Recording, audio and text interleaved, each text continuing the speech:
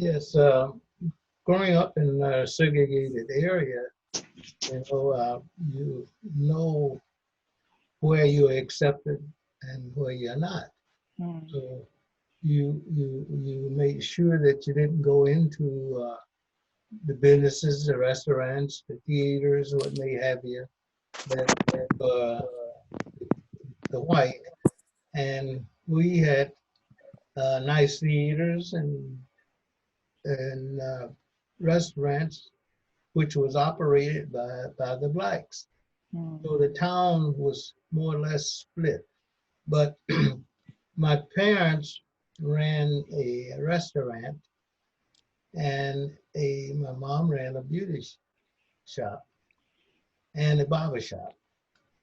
And by them being businesses, uh, therefore, many of the Caucasian peoples in downtown knew them. My mom was very fair complexion, Mm. mistaken to be white many a times. So I can remember going into some of the businesses and some of the people there would ask her, "Is this boy with you?" She said, "That's my son." Oh, okay. She said, "And I may send him here for business without me. He's very capable of doing many of things for our restaurant." So it got to be where I was very well known in the town. Now, not only that, I had a privilege of going into various parts of the town where many of the other Negro kids was not allowed to go. Hmm. And of course, I felt a little different from that because it seems to me that they was mistreated and I wasn't. Now, in our neighborhood where we lived, our neighborhood was, say, maybe 60% Negroes and 40% Italians.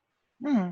So, and of course, the Italians, most of them ran the little small neighborhood markets and what they have it. So we often mixed in. We played together. We um, did all other things except going to school, Hmm. church, what may have you. We would have to depart. But I learned all of those things as growing up, being in a segregated area. Uh, 18, I was drafted. They always say that there was no blacks in the Marines before 1942, but that's not true. There were 3 blacks in the Continental Marines, Hmm.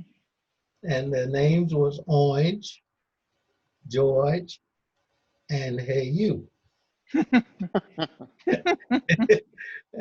And they fought in many of the battles during the Continental Marines and the British and the Indians back in those days. In 1948, the end of 1948, that was the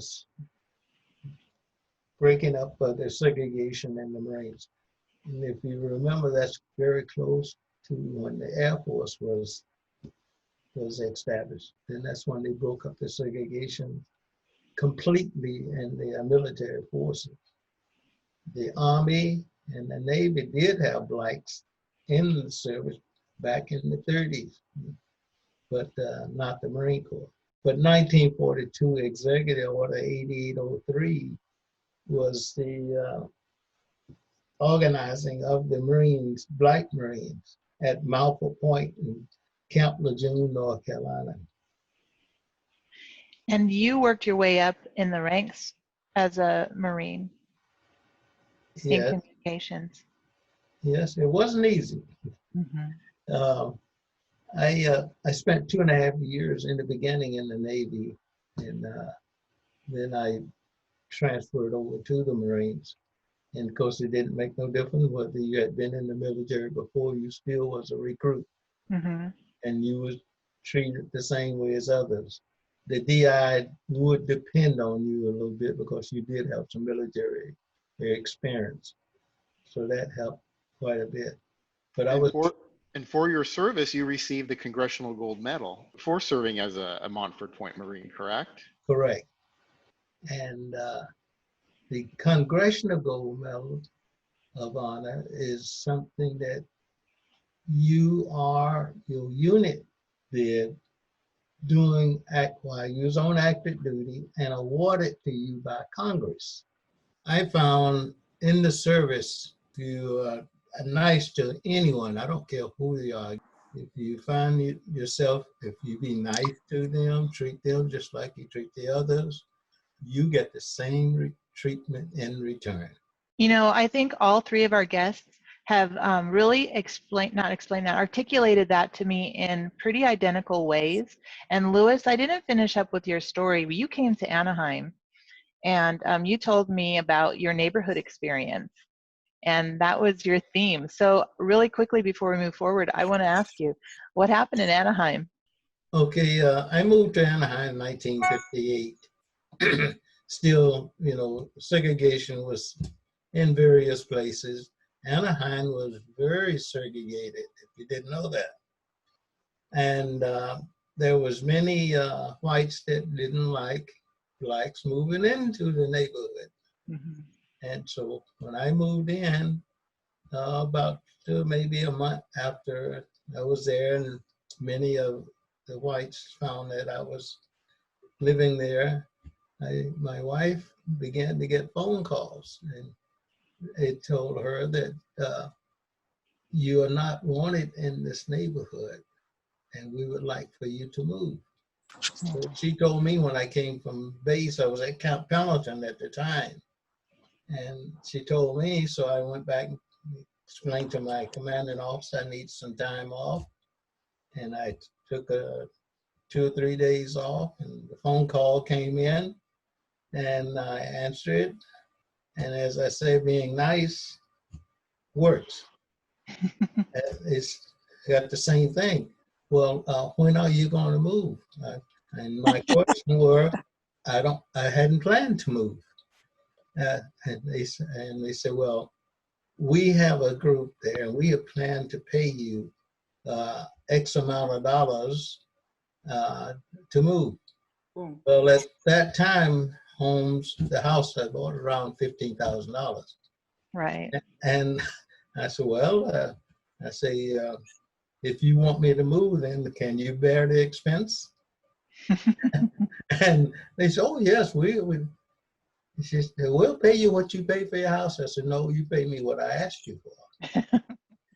And they said, what is it? I said, $250,000. Conversation ended, and I didn't hear from them again. Good job. I would have loved to be your neighbor. I would have loved to live on your street. We would have had a good time. But I love that story. Thank you. Does anybody else have questions for our special guest? I wanted to just ask you a question about your time in the Marines. Okay. You were part of the Montford Point Marines, were the first African-American Marines to be trained in the 1940s. And Louis, you were part of the Montford Point Marines in 1946, I believe. That's when I went in the Marines. Right. Did you feel a certain amount of pride being part of that group? Well, even today, Marines have a little more pride in the military than others. Hmm. And we always say it's first in and last out. And because we always was the ones that would go into the invasions, and many a times we'd stay there until it's all secured.